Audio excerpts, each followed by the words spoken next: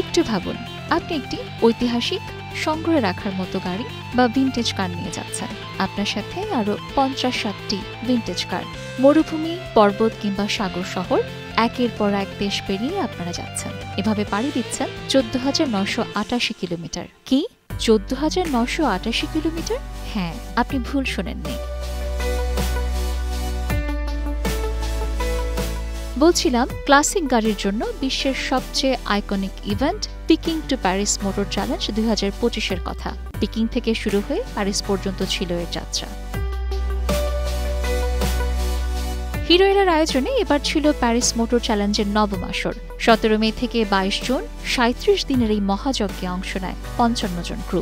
Beijing থেকে শুরু করে ইরান, মঙ্গোলিয়া, তুরস্ক, বুলগেরিয়া, আজারবাইজান, ফ্রান্স, পৃথিবীর সবচেয়ে বড় লেক ক্যাসপিয়ান সি সহ তাদের পাড়ি দিতে হয় ১১টি সীমান্ত।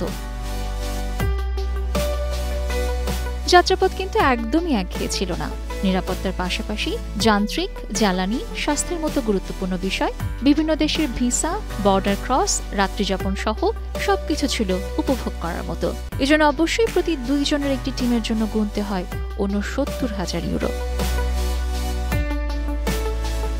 ভাবুন, এবার ৩৭ দিনের এই উন্মাদনা, পৃথিবীকে নতুনভাবে জানার চেষ্টা, ক্রমেই নতুন চ্যালেঞ্জ কাটিয়ে ওঠা, কি রোমাঞ্চকর, তাই না?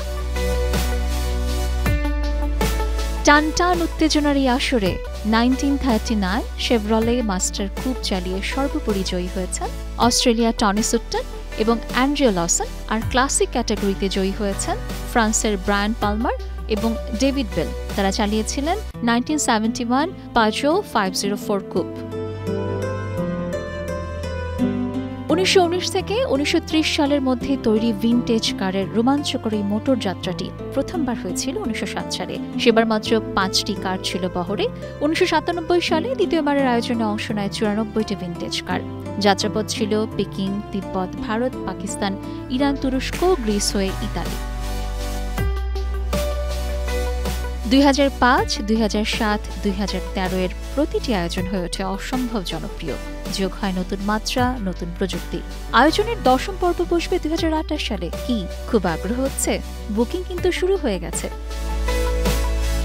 Sabina Sultana, star news.